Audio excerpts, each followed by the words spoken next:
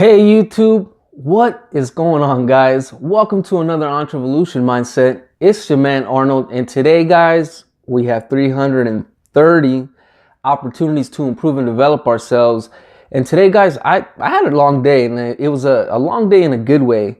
A lot of learning, a lot of training, a lot of development, self-development, improving and developing myself. And today I wanted to talk about environment. I think it becomes more and more apparent how important environment is, and you hear people talk about it all the time. You hear people tell you about it all the time. But how many times do you guys hear the plane? It's an Air Force base right there. How many times do you actually break that down and really think about your environment and how it's influencing you, how it's affecting you, or how it's dictated your life? And so the reason I wanted to speak about it was for two reasons. If you watched the video earlier, if you did, you didn't, great. What I talked about was the people, the friends, the new friends versus the old friends. The majority of people who find themselves in my situation, or in my position, not a situation, but rather my position, usually let go of the people that aren't doing the same thing or things like them. And for me, that's always been a difficult thing. You can pass judgment on it. You can have your opinions on it. And I'm okay with that. But the fact of the matter is that no matter how many years I've been gone, no matter how much time I've spent away, the friends that I grew up with, the friends that are still in the city that I grew up in, they've never felt any different about me. They've never looked at me different. They've never said anything about me. And if anything, they've honored my name in my absence. And so I think that visiting them last night and then visiting, my mentors / friends / business partners, it's a totally different environment. And so this is definitely not to diss anybody. This is not, I'm not an individual who wants or feels the need to talk about what people do and don't have or where they live. I think for me personally, where I grew up, growing up in the city of San Bernardino,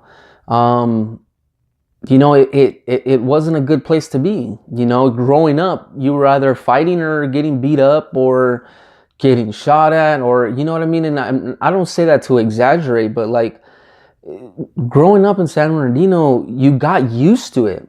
But like my cousins who live over a couple cities over in Rancho Cucamonga thought I was, they didn't actually think I was a hoodlum, but they're like, dudes from San Bernardino, he's a gangster. And like, I say that in a joking manner, but it's like people have this perception of us, of where we're at. And our environment isn't the greatest. Our politicians suck. They suck the city dry of whatever little hope they have.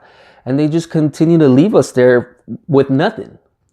And so it became more and more apparent, in my life that my environment really dictated where I was going. And I say this because at the age of 21, I was blessed. To me, it's a blessing. I was blessed with the opportunity to serve the United States military. I really don't care about your political views or political opinions. I could really give a shit. I loved my army. I loved my infantry, and I would gladly redo it all over again. When I was 21, I had already been out of San Bernardino for about 3 years. I moved to a city called Victorville, which wasn't all that great, but it wasn't as active. And I found myself that little by little, the more and more time I didn't spend with them, I really didn't do nothing. I ended up becoming a father at the age of 19. At the age of 18, right after my 18th birthday, we were evicted from, the house that I grew up in. Kind of moved around for a little while and ended up in Victorville. And then during that time, I became a father, a very young father at the age just after my 20th birthday. My little girl was born. I'll be 31 in April and she'll be 11 in May. But moving away from the city and not having those opportunities to hang out every single weekend, doing nothing, drinking, smoking, partying, you know, just having fun and doing dumb shit like drinking and driving, which I didn't learn my lesson from that one, but I got removed from that, and I found myself every weekend wanting to, you know, go down there. You know, I didn't even have a car. I was living with my parents. Like, Dad, let me borrow the car just to go fuck around. Because that was my environment up here, because my environment fed my mindset throughout my life that that's what life was about. The weekend, partying, just, you know, working hard every week, day after day, day in, day out, just to get a little piece of the weekend. And, you know, by the time Saturday evening came around, you realize that Sunday really don't last anyways, and here comes Monday again. And so removing myself from, well, not removing myself, it's just I had to live with my parents at the time. We finally ended up in Victorville, and that kind of changed things. It slowed things down, and on top of that, became a father. And from that, you know, my childhood dream was always to join the military. I always wanted to join the military. And so, you know, working my ass off, I finally get there, and it's a whole different world. I mean, talk about a fucking rude awakening. When you are getting off of a bus with all your equipment, and you got 5, 6, 8 scary ass dudes, buff as hell, yelling at you in your face, it's one of the most rudest awakenings you will ever have. And this was back in 2008. And back in 2008, people were already saying the military is getting soft. So I really don't know how it is for you guys today coming in 2018. But at that time, that shit is scary. And so you got these drill sergeants in your face. You got 10 seconds to get off the bus. 10, 9, 3, 2, get on your face, you know, and it's just like a rude awakening. Your world gets shook up. It doesn't matter whether you're from North Carolina, doesn't matter whether you're a gang member from North Carolina, a country ass white dude from Oklahoma who's never seen a black person in person ever in his life, or a Hispanic guy who grew up in a shitty part of town. Being in the infantry, being in a man's world, and having to rely on your brother to your left and your brother to your right really reconstructs that bullshit up there. Now, there was 2 issues. I talked about it before. I cheated the system. In boot camp, I wouldn't undo my bed to get under the blankets to go to sleep. I would pull out my sleeping bag, sleep on top of my bed, and in the morning I would just flatten out the wrinkles, you know, because the hospital corners are a pain in the ass. And I cheated my way through boot camp doing this. I cheated myself because I cheated my mindset, because I cheated myself out of a repetition that was required for me to completely run through this system and be effective coming out of it. Now, I was effective. It was very effective. But I was also a fool and thought that I can continue cheating this system. Eventually, I lost my military career. And that's a whole nother story. But I will tell you that led to depression. That was my dream, just got snatched right under me. And that's because I did that to myself, because I always thought I could get away with something. And I got slapped in the face by reality once again. But I kind of went off on that one. Being removed from my environment and getting into the military environment, it really kind of just switches everything around. You know, you learn about really respecting people, about respecting your elders, about relying on people, even if you don't like them. I learned in the infantry that's probably the only place where I could literally hate you because you're either this type of personality or you're that type of personality, or we just simply don't get along. We don't click. We hate each other. We might even fight. But I loved the infantry because that same person, who, you know, whoever that might have been that I might have had an issue with, I would not hesitate one split second in doing something that, even if it cost me my life, to save theirs. To, however you want to see it, whether it be saving their life, however you want to see that. I think that's hard to explain, but you would die for your brothers in the military. Say what you will. Again, I really don't care. You know, that's your opinion. If you haven't been in that world, whether you want to be or you never wanted to be, or you're always been anti-military, whatever, there is no other place that I have experienced. I'm not talking about in the world, that I have experienced outside of my friends in San Bernardino that are like that.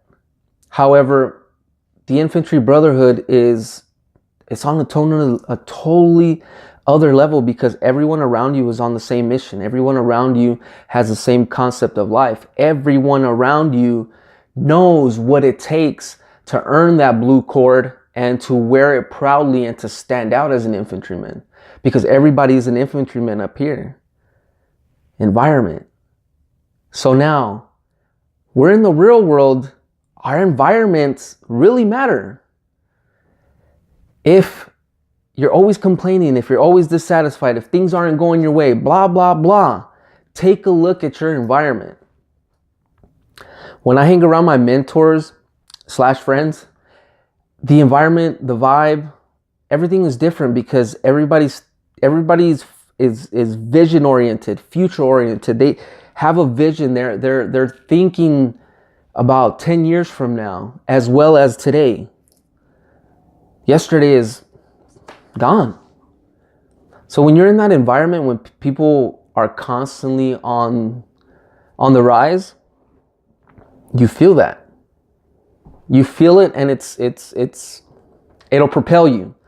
And so today, going to the full-timers meeting in the morning, then in West Covina, then going to our Rancho office, sitting in the office, and then making phone calls.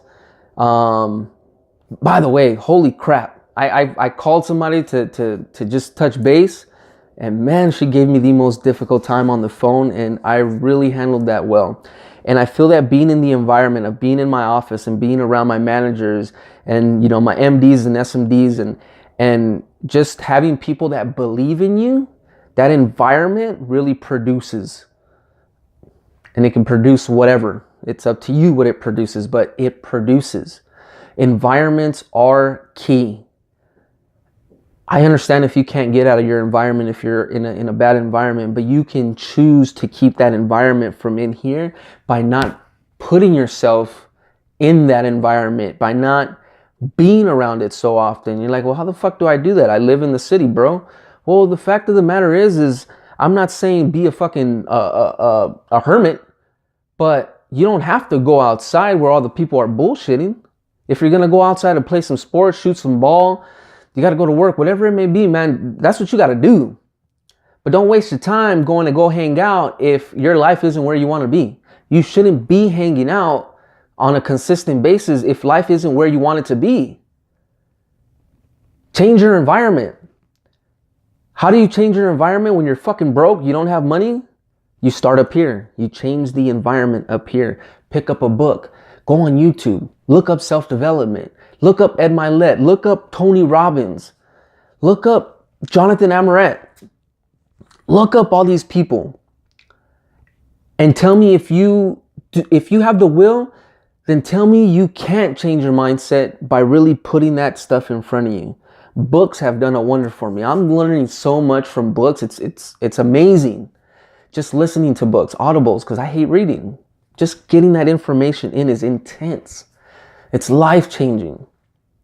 Create your environment if you don't like the one you're in. Period. I create my little environment at home. I work from my laptop. When I go out and about, my environment is work related. It's business related. Fuck work. It's business related. That being said, you guys, 330 opportunities to improve and develop yourself. It's time to improve your environment. You want to improve and develop yourself, you need to improve your environment. Start up here. The rest will follow. I love you guys. Remember, if you need somebody to talk to, you know I'm your man. Contact info is down below. As always, guys, I'll say it again. I'll say it all over again. I love all of you. Yes, even you. You guys have a good night.